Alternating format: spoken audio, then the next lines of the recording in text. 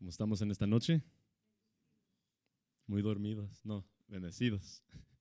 Es un privilegio estar aquí, hermanos, en esta noche y pues es un privilegio estar aquí para alabar a nuestro Señor y para estudiar su palabra. Y como hemos estado estudiando, regresamos a este estudio en Gálatas después de varias semanas de vernos pues desviado y estudiado otras lecciones. Pues ya regresamos la semana pasada a Gálatas y les pido que abran sus Biblias a Gálatas capítulo 4, donde vamos a comenzar a este nuevo capítulo. Y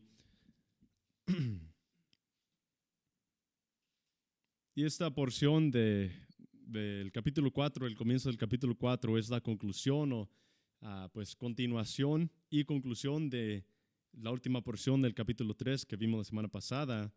Y luego Pablo ahora va a entrar a otras dinámicas de la vida del creyente y las promesas de la herencia como hijos de Dios. Entonces les pido que abran sus Biblias a Gálatas 4, capítulo 4, versículos 1, y vamos a leer de los versículos 1 al 7. ¿Estamos ahí? Dice así: pero también digo, entre tanto que el heredero es niño, en nada difiere del esclavo, aunque es señor de todo, sino que está bajo tutores y curadores hasta el tiempo señalado por el Padre. Así también nosotros, cuando éramos niños, estábamos en esclavitud bajo los rudimentos del mundo. Pero cuando vino el cumplimiento del tiempo, Dios envió a su Hijo, nacido de mujer y nacido bajo la ley, para que redimiese a los que estaban bajo la ley, a fin de que recibiésemos la adopción de hijos, y por cuanto sois hijos, Dios envió a vuestros corazones el Espíritu de su Hijo, el cual clama, Abba, Padre. Así que ya no eres esclavo, sino hijo, y si hijo, también heredero de Dios por medio de Cristo. Sí. Vamos a orar. Padre Santo, te damos gracias en esta noche.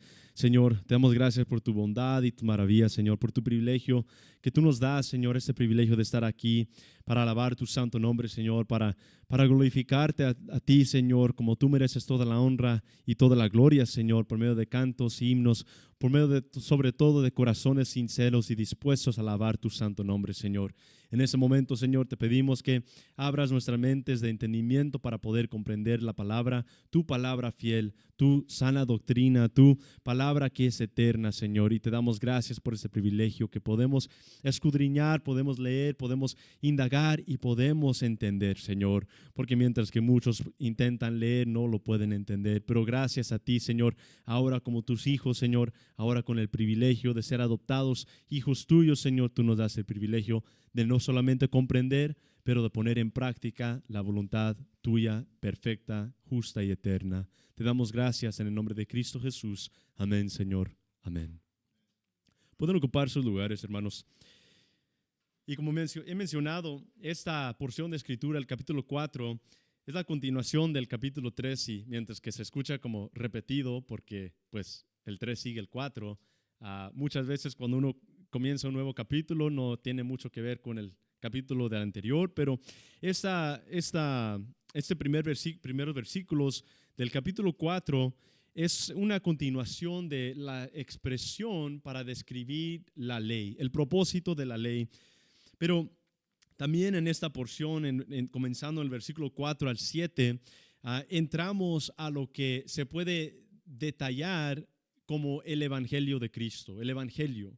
Porque en esos versículos, en los versículos 1 al 7, concluye el propósito de la ley, concluye el propósito por lo cual los judíos, los israelitas, fueron sujetados bajo la ley, y nos da la respuesta a que en fin de todas las cosas, todo apunta o dirige a Cristo Jesús. Y Cristo, como comenzamos a ver la semana pasada, es el cumplimiento de toda la ley. Cristo es el cumplimiento de todas las prácticas, todos los días festivos, todas las celebraciones. Cristo cumple cada una de ellas.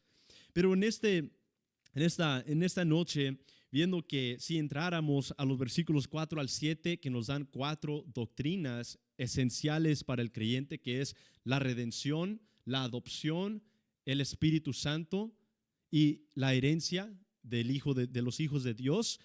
Es mucha información, entonces lo corté solamente a ver los primeros 3 versículos que hablan de esa analogía y que nos demuestran algo también tan fascinante.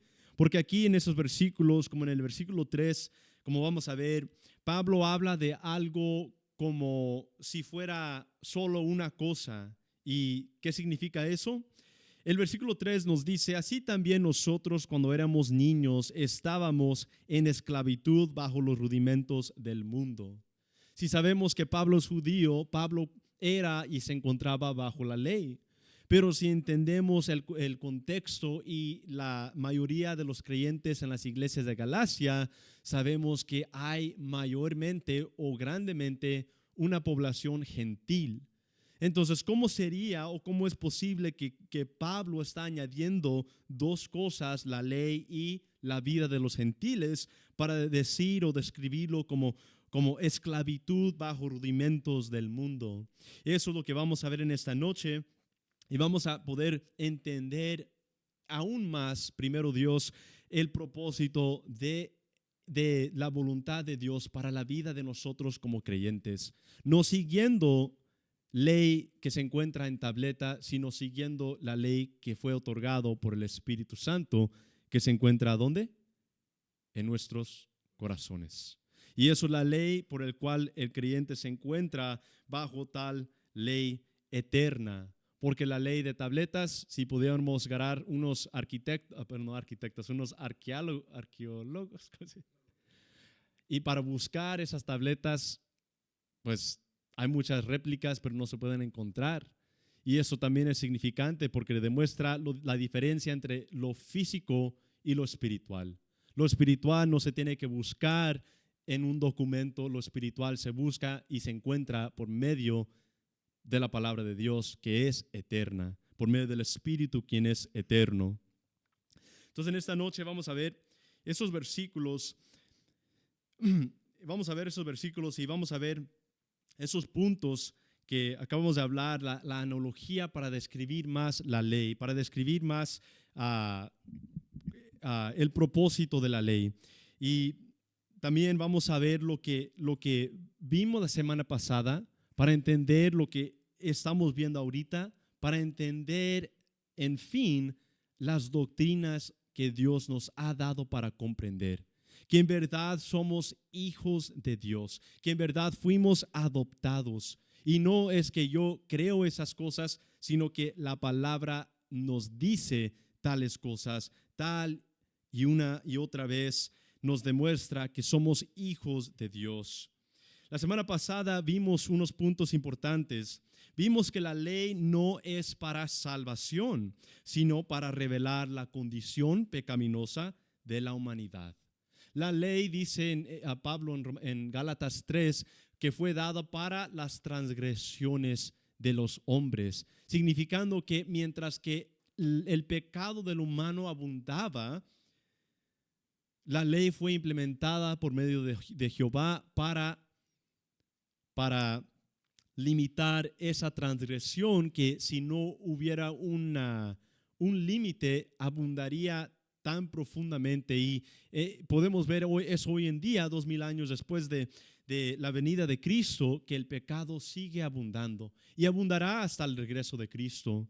De la misma manera como vimos esos ejemplos antes del tiempo de Noé, hubo una abundancia del pecado, dice, y el pecado abundaba, el pecado de los hombres abundaba hasta que Dios intervino, y trajo un fin temporal a un pecado que lleva a la muerte. Y eso fue por medio del diluvio, donde Noé y 7 miembros de su familia y él siendo 8 entraron al arca que representa la gracia de Dios, Cristo.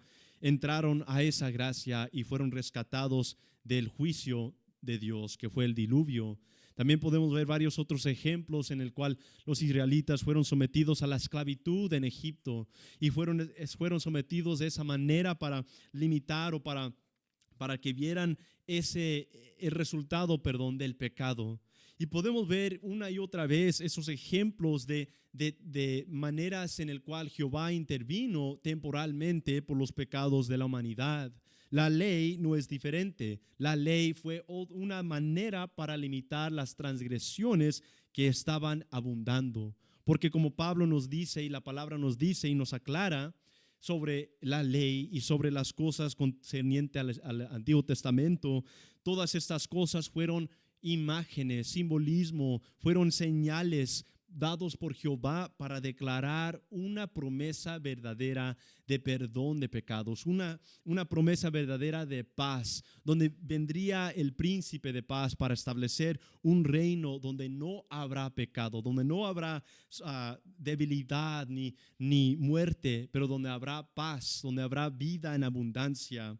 Y eso es lo que Cristo cumplió, lo que la ley no puede cumplir. No lo pudo cumplir hace 4,000 años, hace 3,000 años, perdón, ni la puede cumplir hoy, porque siempre ha sido algo temporal, mientras que venía la promesa dado a Abraham y dado a Adán y Eva sobre la simiente perfecta, quien es Cristo Jesús. Entonces, entendemos y quiero que entendamos que la ley no es para salvación, sino para revelar la condición pecaminosa de la humanidad. Porque dice Romanos 3:20, ya que por las obras de la ley ningún ser humano será justificado delante de él, porque por medio de la ley es el conocimiento del pecado. Y cuando nosotros como humanos sabemos que somos pecadores y que no podemos medir a la perfección de Dios que es representada por la ley, dice aquí en Romanos 3 que toda la humanidad se queda callada. Porque no hay manera para ver la ley como un hombre, un humano y decir, yo puedo cumplir eso. ¿O sí? Porque la ley representa la perfección, la plenitud, la justicia de un Dios eterno. Entonces el propósito de la ley no era salvar, sino exponer el pecado y mostrar la necesidad de un Salvador para la humanidad. Gálatas 3:24, como vimos la semana pasada, dice, de manera que la ley ha sido nuestro ayo para llevarnos a Cristo, a fin de que fuésemos justificados por la fe. Entonces la ley lo que estaba haciendo es, nos estaba llevando al fin o al cumplimiento de la ley que se encuentra por medio de Cristo Jesús. La ley no justifica, sino que Cristo es el que justifica y Él es el justo y es el que justifica, para que todo sea bajo su control, bajo su gloria, para que Él reciba toda honra, todo honor y toda gloria. Entonces la ley era, como vimos la semana pasada, un tutor o una guía destinada a dirigir a las personas hacia Cristo para ser justificados. Por la fe fue un paso para llegar al cumplimiento de la promesa de Dios, porque la ley no es la promesa, sino que la salvación segura en Cristo es la promesa. La promesa dada a Abraham no fue la ley, la promesa dada a Abraham fue salvación, redención por medio de su simiente. La promesa no fue dada a Abraham, esto es la ley y si lo sigues recibirás vida eterna. No, la ley fue dado 400, dice Pablo, 430 años, ¿cuánto? Después de la promesa dado a Abraham. Si podemos comprender el significado de la ley y el significado de la redención, que no es por la ley, sino por la promesa que Jehová hizo con sí mismo, como dice Hebreos 6 y como dice Génesis 16 al 21, 22, podemos entender, hermanos, el propósito de la ley y podemos reenfocarnos a la promesa dada desde el principio, dado a Adán y Eva, dado a Abraham y dado como señales y en porciones pequeñas por medio de los profetas. Porque los profetas, si leemos las cartas de los profetas, podemos escudriñar y encontrar ciertas imágenes de un Mesías, del que habría de venir, Emmanuel, Dios con nosotros. Podemos ver todos aspectos de un Mesías que habría de venir, pero nunca hubo en el Antiguo Testamento el dar por medio de Dios la salvación plena por medio de Cristo Jesús, sino que fueron como imágenes, son retratos, y por el pasado del tiempo, la humanidad o los israelitas estaban recibiendo esos retratos de esa promesa, pero no había llegado la promesa aún. Pero Romanos 10:4 nos dice, porque el fin de la ley es, ¿qué? ¿Quién? Porque el fin de la ley es Cristo, para justicia a todo aquel que cree. Jesús es el fin, dice Pablo en Romanos 10, o el cumplimiento de la ley y de todas las cosas concerniente a las promesas. El simbolismo e imágenes de las escrituras y las profecías, trayendo justicia mediante la fe, porque desde el principio también Dios les da algo, una información importante a los israelitas, y dice que Él no se agrada en sacrificios ni en holocaustos, sacrificios. Él no se agrada en eso. Él se agrada en un corazón contrito y humillado, un corazón sincero, un corazón genuino, que entiende que aparte de Dios no puede hacer nada, pero que las fuerzas vienen de poder comprender que con Dios todas las cosas se pueden hacer. Porque el poder para cumplir y vivir en la santidad no es del hombre, sino es de Dios. Porque son las cualidades de Dios que nosotros como hijos de Dios ahora podemos poner en práctica.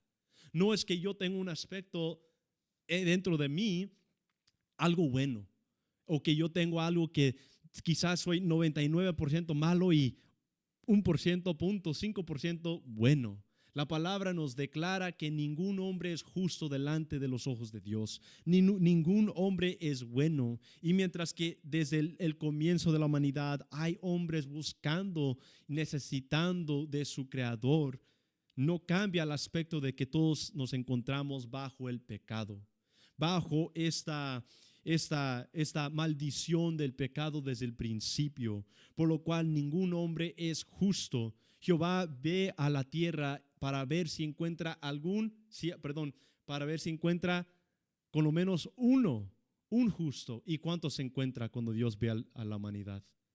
Ninguno justo, ninguno busca de Él, ninguno quiere nada que ver con Él. Y eso nos está demostrando que al fin de todas las cosas, la ley, mientras esta misma ley fue otorgada y establecida por Jehová, por Dios, en fin, no es manera sincera de adoración. Y eso es otro punto que vimos la semana pasada. La ley tenía consecuencias inmediatas.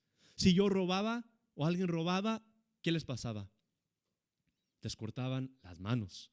Si alguien mataba a otra persona, ¿qué le pasaba a esa persona? Era matado, era ejecutado, o amarraban los cuerpos muertos al cuerpo del hombre vivo hasta que se infectara, y muchas cosas extrañas para sufrimiento como consecuencia de pecado. Pero esas cosas son imágenes y demuestran la severidad del pecado.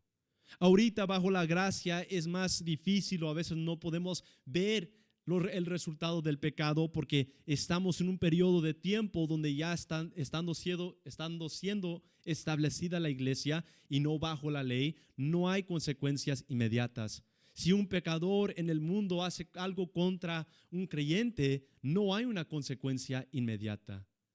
Y nosotros vemos eso y quizás nos encontramos, o trae más desesperación, o también trae que el creyente mismo pues no se desenfoque de las cosas de la voluntad de Dios, porque no hay una consecuencia inmediata.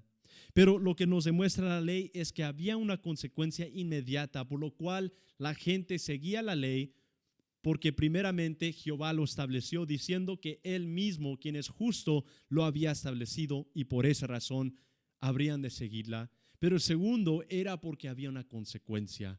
Yo no quisiera hacer un pecado o quebrar la ley, porque sé que algo me acontecería, algo me pasaría bajo la ley. Entonces eso no fue una adoración genuina. Eso no fue un corazón humillado. Por eso los creyentes que se encuentran en el Antiguo Testamento meditaban en la ley, pero sabían que no era manera de ser salvos. Ellos confiaban por fe en Jehová, que Él habría de cumplir su promesa de redención. Esto, hermanos, podemos decir, es el corazón de esta carta, de poder concluir el propósito de la ley para establecer que la iglesia y que nosotros como hijos de Dios fuimos salvos por medio de la gracia de Dios, y que no es por medio de prácticas ni costumbres, ya que la ley, como siguen haciendo los judíos hoy en día, siguen practicando la ley o supuestamente manteniendo la ley, van al muro. Van al muro y oran y están haciendo podemos decir, están rezando, y todo esto para no poder tener lo que es completo. Tienen lo incompleto que es la ley. La ley, la palabra de Dios nos dice que la ley no es imperfecta, la ley es perfecta y justa, pero siendo perfecta y justa no significa que no fue temporal o incompleta, porque el que cumple la ley, el que cumplió la ley es Cristo, y el que cumple la ley es Dios, y en el que nos ha dado vida eterna por medio de la fe es Dios mismo, para que la ley que se encuentra en nuestros corazones sea una ley de buscar y de examinarnos y de poder ver si estamos viviendo alineados al llamado de Cristo Jesús. Eso es la ley para el creyente. La ley no es decir, ya soy creyente, entonces ya siendo creyente voy a regresar a los 10 mandamientos, voy a regresar a esto. Dios nos ha otorgado por medio del Espíritu poder cumplir la ley sin tener que regresar a ella, porque la ley estando en nuestros corazones y Cristo dándonos los mandamientos, 2 mandamientos importantes, se cumple toda la ley. Y el primero es amar a Dios con todo tu corazón, mente y alma. Y es lo que dije la semana pasada. En el Antiguo Testamento es interesante porque dice, ama a Dios, Jehová Dios, con todo tu corazón, mente y fuerzas. Porque demuestra eso algo. Demuestra que estaban obrando, estaban labrando bajo la ley. Pero lo que Cristo dice es, ama a Dios con todo tu corazón, mente y alma. Con todo tu ser, con todo lo que te forma a ti, tus pensamientos, tu corazón, tus acciones, que sean dirigidas a amar a Dios. Y el segundo, amar a tu prójimo así como te amas a ti mismo, como a ti mismo. En esto se cumple toda la ley. Si queremos seguir la ley, son esas dos. Porque si no amamos a Dios, no podemos amar a quién, a nuestros prójimos, a nuestros hermanos. Pero si amamos a Dios, vamos a vivir bajo su voluntad. Y si viviendo bajo su voluntad, podremos producir el fruto del Espíritu. Amén. Entonces, aquí podemos ver esto. Jesús cumplió las demandas de la ley, haciendo que sus requisitos ceremoniales y sus prácticas, así las religiosas como las civiles, ya no sean necesarias para el creyente que se encuentra bajo y dentro de la gracia de Dios. Romanos 6:14 también nos dice, porque el pecado no se enseñorea de vosotros, pues no estáis bajo la ley, sino bajo la gracia. Eso significa, y si lo leemos lentamente, el pecado no se enseñorea, no nos controla, no se encuentra en vosotros controlándonos, porque no estamos bajo la ley. Esto significa que si nos encontramos bajo la ley, el pecado nos enseñorea, nos controla, porque la única cosa que hace la ley es darnos a conocer que somos pecadores, inmerecedores de la gracia y misericordia de Dios. Pero dice que estamos bajo la gracia. Y si bajo la gracia que se encuentra por medio de Cristo Jesús, el pecado no nos enseñorea. Y eso es lo que Juan repite en Juan 1, donde dice, la ley vino por medio de Moisés, pero la gracia por medio de Cristo. Entonces es lo que se encuentra en los evangelios, el mismo concepto, el mismo propósito, el mismo principio que como creyentes debemos de entender. Y tanta confusión porque dice que guardemos la ley, que vivamos fielmente al Señor. Entonces, como creyentes decimos, pues eso significa que tengo que regresar a la ley antigua. Eso es todo el argumento de Pablo en este caso. Dice, si regresamos y empezamos a practicar quizás una porción de la ley, tenemos que terminar ¿qué? O cumplir toda la ley. ¿Y cuál hombre tiene la capacidad en sí mismo de cumplir la ley? Ninguno. Por lo cual el requerimiento de ser justificados no es obediencia a la ley escrita en tabletas que no puede dar vida, sino que viene a través de aceptar a Cristo Jesús como el quien cumplió la ley, para que por medio de él ahora podamos cumplir la ley espiritual, es decir, la ley de Cristo de vivir en la santidad, lejos del pecado, no por inmediata consecuencia de nuestro pecado como bajo la ley, pero porque ya no hay deseo de andar viviendo en el pecado. Podemos ahora examinar nuestros corazones y alinearnos a la voluntad de Dios, produciendo fruto del Espíritu, porque es por esa misma gracia que podemos vivir una vida de piedad. ¿Entendemos eso? Por medio de la gracia es lo que nos ha capacitado a poder vivir fielmente al Señor, por el Señor. Sin la gracia de Dios no podemos vivir fielmente produciendo fruto, porque el Espíritu es ¿de quién? De Dios. Y el Espíritu fue dado como regalo para todo aquel que crea que Jesucristo es el Señor. Y es un Espíritu que no nos abandona. La razón que Cristo dijo que no nos dejaría huérfanos. Y les dejo con este punto para entender esto, para resumir esto. La ley requiere una obediencia perfecta, pero no proporciona el poder para cumplirla. Cristo vino a cumplir esa obediencia perfecta y así nos da el poder por medio del Espíritu Santo para vivir conforme a ella.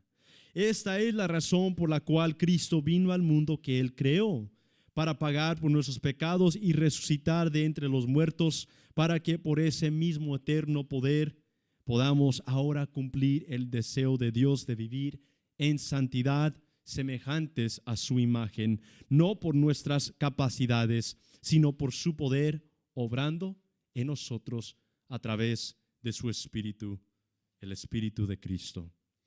Así es que vemos los versículos 1 y 2 que dice, pero también digo, entre tanto que el heredero es niño, en nada difiere del esclavo, aunque es señor de todo, sino que está bajo tutores y curadores hasta el tiempo señalado por el Padre.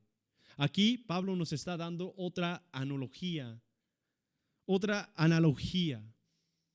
La semana pasada vimos esa niñera, que como un niño que mientras que su papá o su mamá están trabajando, están siendo cuidados por una niñera. Y la niñera los instruye y los guía y les dice a los niños que se comporten. Y si no se comportan, ¿qué va a pasar? Le voy a decir a tu mamá, a tu papá lo que hiciste. Y el niño, ¿qué pasa? Tiene miedo por las acciones que está haciendo en no obedecer la niñera. De esa misma manera funciona la ley. La ley es la niñera para el Hijo de Dios. Fue la niñera para los israelitas en el cual, o cuanto no habiéndose cumplido todavía la promesa de Dios, hubo una niñera para cuidar e instruir a los hijos de Dios. Para que, si no se portan bien, hay una consecuencia. Y la consecuencia se encontraba en quebrar la ley. Entonces, esa niñera era temporal. Porque un niño, cada uno de nosotros, no nos mantenimos como niños, ¿o sí? ¿Todavía somos niños? A veces hay gente, o a veces decimos, pues de corazón soy niño. Sí, es verdad. Pero en tamaño y en lo físico no nos quedamos niños. Tenemos que crecer. Y el crecimiento que representa aquí la Biblia es crecimiento espiritual. Crecimiento número 1 del cumplimiento de la obra de Dios. Y ahora para el creyente, cumplimiento de madurar en las realidades, en las verdades, en las doctrinas bíblicas que Dios nos ha dado para entender y recibir con certeza. Somos llamados a madurar. Y Pablo dice, mientras que ahorita deben de estar tomando comiendo comida sólida, carne, están tomando ¿qué? Leche. ¿Por qué? Porque siguen los rudimentos los cuales aprendieron cuando no eran creyentes o cuando vinieron a Cristo y quizás no entendían las cosas. Entonces hay crecimiento espiritual que nos lleva a vivir una vida de madurez como hijos de Dios. Y dentro de la iglesia se encuentran bastantes categorías o bastantes niveles, no de espiritualidad, pero de crecimiento o de inmadurez y madurez. Uno se puede encontrar muy inmaduros, no significando que el inmaduro es algo que plenamente se ve. Puede ver un creyente que es inmaduro, que atiende, va a la iglesia, va a los servicios todos los días, pero que dentro de su corazón se comporta en una manera no alineada a la voluntad de Dios. Y luego hay el maduro que comprende la palabra de Dios. La madurez, hermanos, viene a través de la enseñanza de la verdad. Cristo, antes de su crucifixión, en la oración que le dio al Padre, que tuvo con el Padre, dice, ¿qué les dice? Enséñales tu verdad, tu palabra es verdad. Tu palabra es verdad. Enséñales tu verdad, tu palabra es verdad. Santifícalos en tu verdad. Tu palabra es verdad. Entonces la santificación del Hijo de Dios viene a través de la verdad. Y la verdad es la palabra, la Biblia, la palabra de Dios, las escrituras y el llamado o las instrucciones para la iglesia mayormente. Entonces, dice y nos da este ejemplo con nuestra analogía de un heredero como niño. Antes de que una persona, un rey de un reino es llamado a ser el rey de ese pueblo, es niño. Y si está siguiendo un linaje por el cual su papá es el rey de ese reino, cuando el niño nace, el primogénito, es dado la promesa de herencia, de heredar el reino cuando llegue al tiempo, al cumplimiento y madure ese niño. Pero mientras esa persona o ese niño no es maduro, no es grande, pero le ha sido dado la promesa de la herencia, no significa que un niño de 3 años al cual le ha sido prometido la herencia como rey en el futuro va a estar dando órdenes al reino, ¿o sí? ¿Cuántas veces vemos un presidente de 13 años, de 10 años, 8 años? Mientras que un heredero tiene una promesa de ser y de recibir herencia, mientras que es niño todavía es esclavo, es decir, todavía no tiene el poder para actuar en esa herencia, para recibir la herencia por completo. Tiene esa promesa, tú recibirás una herencia, pero mientras que no la ha recibido, no hay poder para actuar dentro de esa herencia como el rey. Ese es el ejemplo que Pablo nos está dando aquí, diciendo, pero también digo, entre tanto que el heredero es niño, en nada difiere del esclavo, aunque es señor de todo. Aquí, y dice, sino que está bajo tutores y curadores hasta el tiempo señalado por el Padre. Esta analogía, Pablo nos está demostrando muy claramente y nos está diciendo que el que es heredero de una promesa.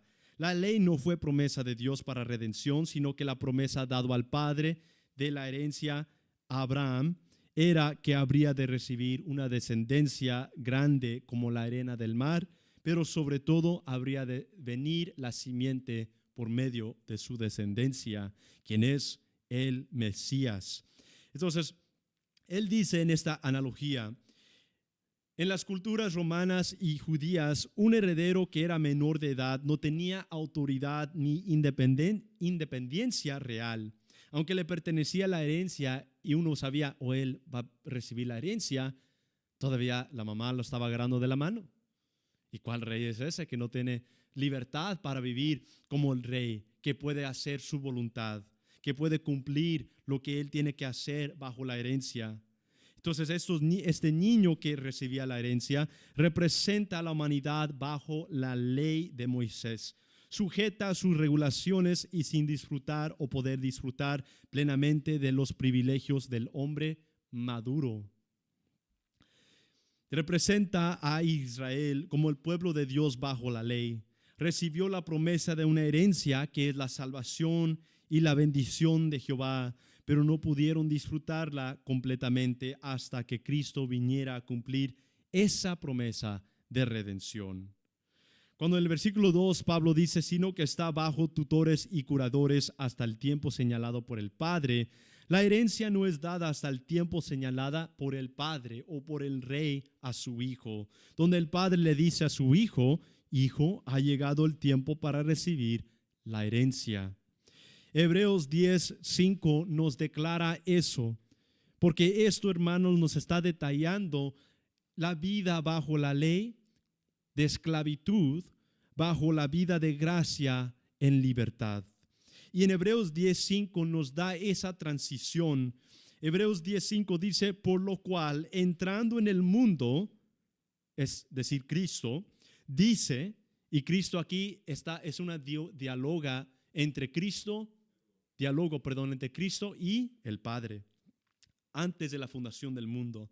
Dice, por lo cual entrando en el mundo, Cristo dice, sacrificio y ofrenda no quisiste, mas me preparaste cuerpo. Más me preparaste cuerpo. Eso nos está demostrando que Cristo es desde la eternidad, que Cristo no vino a vida cuando vino a la tierra. Él vino y se humilló de su trono para ser humano como nosotros.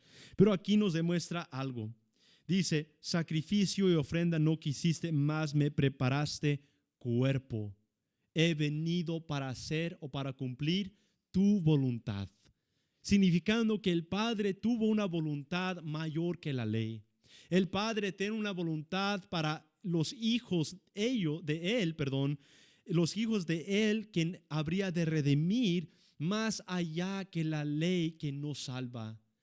Y eso nos demuestra que había un plan desde el principio de un cuerpo siendo preparado, el cuerpo de Cristo humano siendo preparado antemano para venir a la tierra como un humano.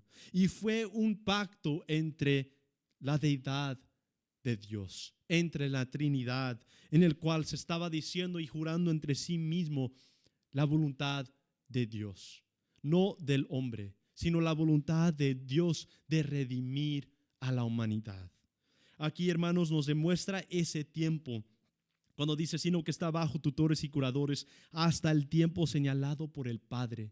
Y eso fue el tiempo, hermanos, cuando fue el tiempo que el Padre envió al Hijo a la tierra para cumplir la voluntad del Padre. ¿Y cuántas veces, hermanos, en el Evangelio nos dice Cristo, he venido con el poder o por medio de la voluntad de quién? Haciendo la voluntad del Padre. Lo que yo hago, yo no hago en mi propia voluntad, sino es de mi Padre quien me envió. Tan claro es eso, y si no entendíamos la razón que tantas veces Cristo está hablando sobre esa voluntad y estoy aquí para cumplir la voluntad, esa es la voluntad, el cumplimiento de todas las cosas en Cristo Jesús, en la vida perfecta, en su muerte y resurrección para victoria sobre la muerte y el pecado. Por lo cual, si creemos que Cristo es el Señor, tenemos victoria de verdad, tenemos vida de verdad. La palabra nos está declarando esto, hermanos. Y tanta confusión se encuentra en la iglesia, incertidumbres, debilidades por no entender lo que la palabra nos dice claramente. La voluntad es ¿de quién? De Dios. ¿Y cuándo fue planeado? Cuando Cristo vino, dice, wow, fallamos, el hombre está pecando, tengo que hacer algo, pues me voy a morir. No, desde antemano en los días no contados, en los días que no tienen nombre, había un plan perfecto. La razón que en Apocalipsis 3 y 4 dice, y habla del cordero que fue inmolado, ¿cuándo? En el año 33. dice, el cordero que fue inmolado, digno es el cordero abrido los sellos, el cordero que fue inmolado antes de la fundación del mundo. Eso es algo también que quiero que captemos y entendemos como creyentes, porque esas son doctrinas, hermanos. Esa doctrina es que Dios ve a todos, todo el propósito, todo el plan de la redención en un acontecimiento único. Nosotros como humanos lo vemos de una manera larga. Lo vemos como que el humano pecó. Nos encontramos bajo la ley. Cristo vino y ahora el periodo de la gracia, que es la iglesia, nos encontramos en ese periodo. Pero si escudriñamos la palabra y empezamos a leer ese diálogo entre el Padre y Cristo, por lo cual Hebreos 2 es un diálogo muy fascinante del Padre y Cristo. Hebreos 10 nos da el ejemplo de otro diálogo entre el Padre y Cristo.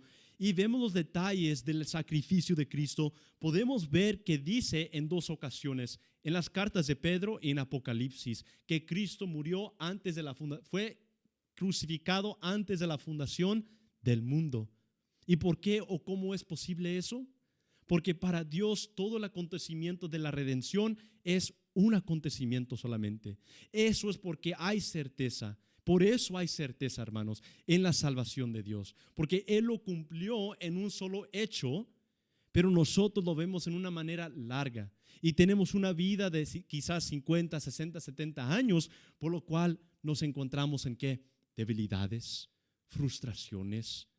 Nos encontramos en circunstancias y tribulaciones en el cual sentimos como que pues quizás no llegaré, quizás tal y tal cosa. Pero la palabra es tan real, tan verdadera que nos demuestra ese acontecimiento único de la salvación. Porque si no es de tal manera, no fuera por medio de la gracia ni la voluntad de Dios, y no pudiéramos ver escrito en la palabra de Dios que Cristo fue inmolado antes de la fundación del mundo. Pero porque es un solo acontecimiento para Dios, y más evidencias que Pedro dice que 1000 años es como un día para el Señor y un día como 1000 años. Porque Dios no está limitado al tiempo como la humanidad. Dios no se encuentra bajo el tiempo. Dios está fuera del tiempo. Dios está fuera del universo, que no tiene, podemos decir que no tiene fin. Entonces, aquí Pablo nos está diciendo algo tan interesante. Tenemos que entender eso. Éramos niños, pero en el tiempo de en el cumplimiento de los tiempos, en la voluntad del Padre a enviar a su Hijo, se cumplió esto, el cumplimiento de la promesa, que es redención para cualquier que cree que Cristo es Dios, que Cristo es el Señor. Entonces aquí podemos ver esto. Pablo describe una manera de vivir como viviendo bajo los rudimentos del mundo. Viviendo bajo los rudimentos del mundo significa que estábamos en un tiempo bajo esclavitud. Cuando estábamos bajo la ley para el judío y cuando estábamos en los rudimentos y las costumbres del paganismo como gentiles, estábamos bajo los rudimentos del mundo. Mientras que Pablo describe que dice, estando bajo la ley, estaban bajo condenación. Aquí en esta manera interesante, Pablo dice que estábamos, mientras que éramos niños, estando bajo los rudimentos del mundo, añadí dos cosas. Añadí la libertad del pecado al gentil y añadí el legalismo y la ley del judío. Añadí dos cosas para describirlos de una sola manera, y eso es los rudimentos del mundo. Los rudimentos del mundo. Porque está hablando de dos cosas: la ley que nos salva y la vida de los gentiles en pecado y sus prácticas religiosas que tampoco salvan. La descripción que Pablo nos da aquí es una descripción universal para encapsular a todo aspecto de la vida y prácticas religiosas, no solamente las que eran practicadas bajo la ley, sino también por los gentiles paganos. La imagen es de un niño muy limitado en comprensión. Rudimentos de un niño significa que como cuando éramos niños y aprendimos varias cosas, estábamos limitados en comprensión. no podíamos comprender muchas cosas. Aprendíamos A, B, C, D, 1, 2, 3, 4, hasta 10 o 100. Y eso era nuestra inteligencia, nuestra capacidad de comprender las cosas. Fue el alfabético y fue los números 1 al 100 cuando éramos niños. Pero si vemos ahora como adultos esos rudimentos, lo más básico de la vida, podemos decir que eso es sabiduría o el cumplimiento de entendimiento como adultos.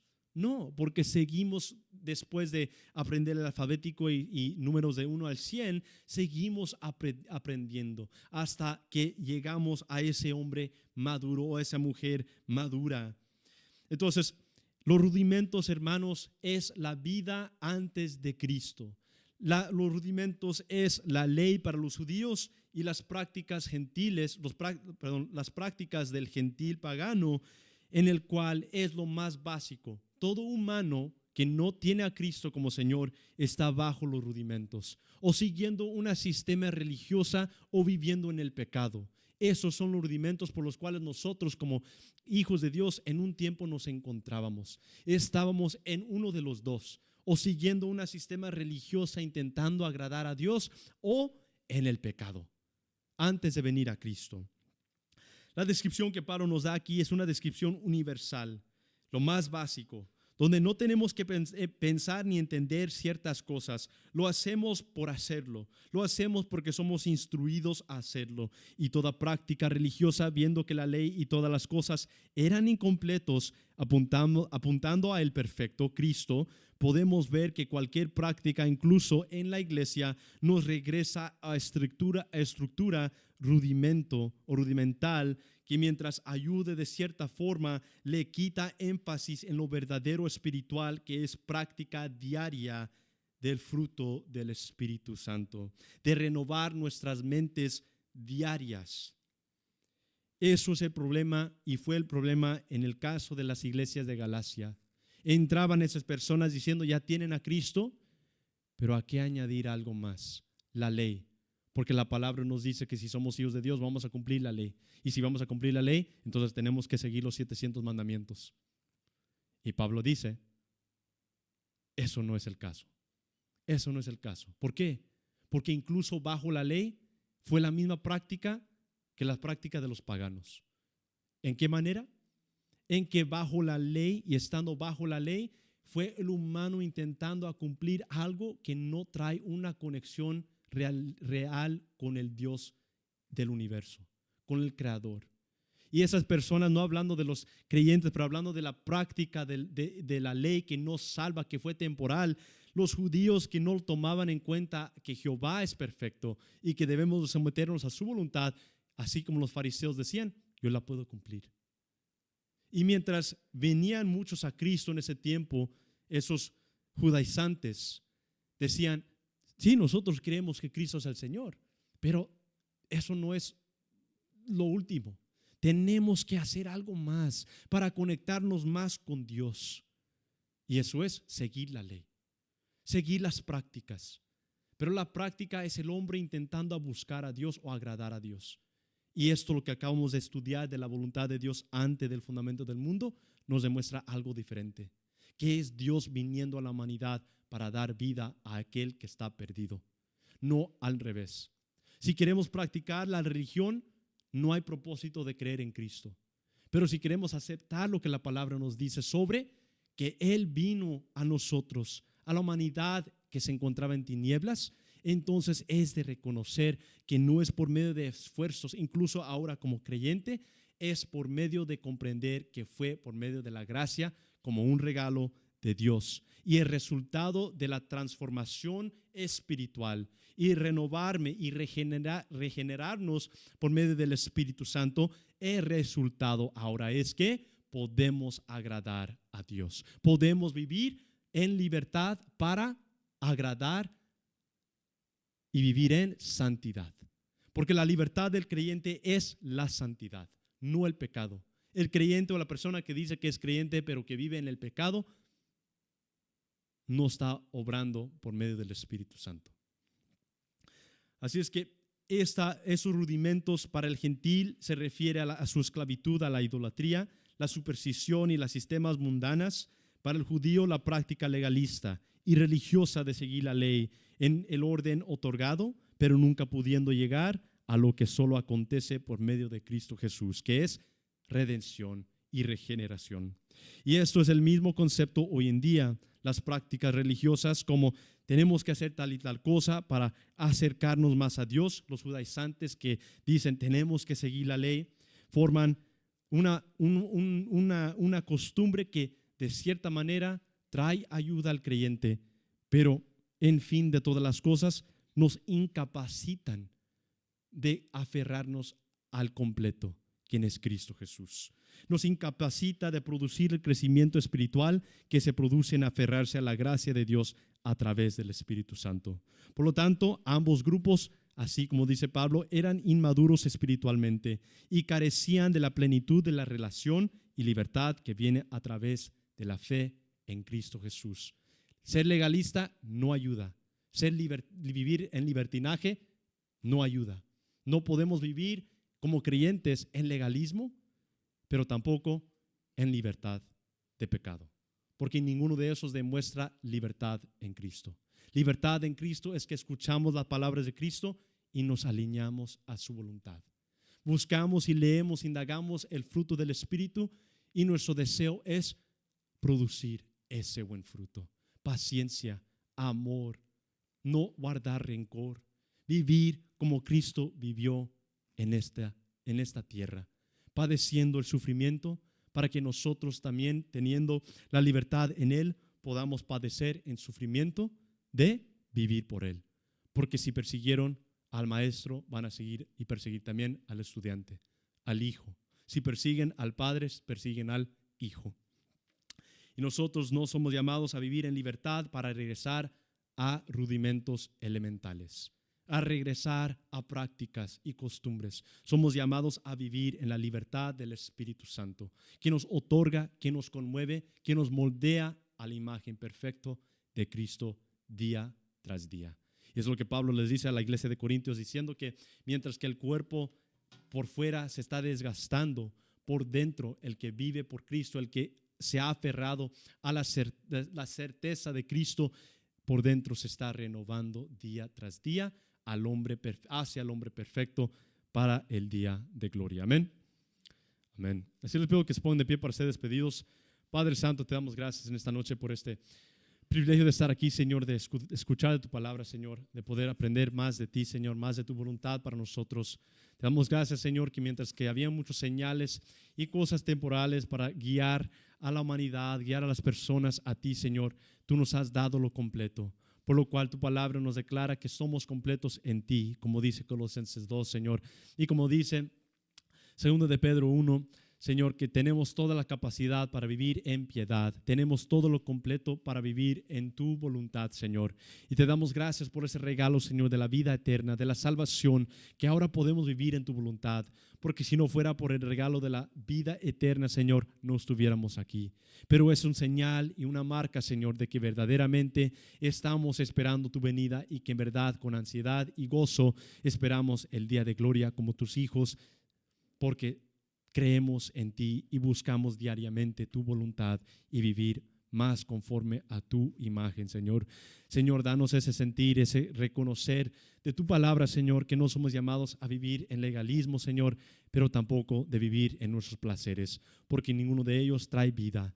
El resultado de estas dos cosas es muerte, pero la libertad y la vida eterna se encuentra en tu Hijo amado, quien vino para dar vida en abundancia para aquel que en él cree, que es el Hijo tuyo, perfecto y eterno. Te damos gracias por todo, Señor. Despídanos de este lugar, Señor. Llévanos a nuestros hogares con todo bien y que siempre recordemos que vivimos delante de tu presencia, no solamente en este lugar, pero que somos tus templos en el cual tú moras en nosotros a través de tu Espíritu Santo. Te damos gracias en el nombre de Cristo Jesús. Amén, Señor. Amén. La gracia de nuestro Señor Jesucristo sea con todos vosotros. Amén. Que Dios me los bendiga.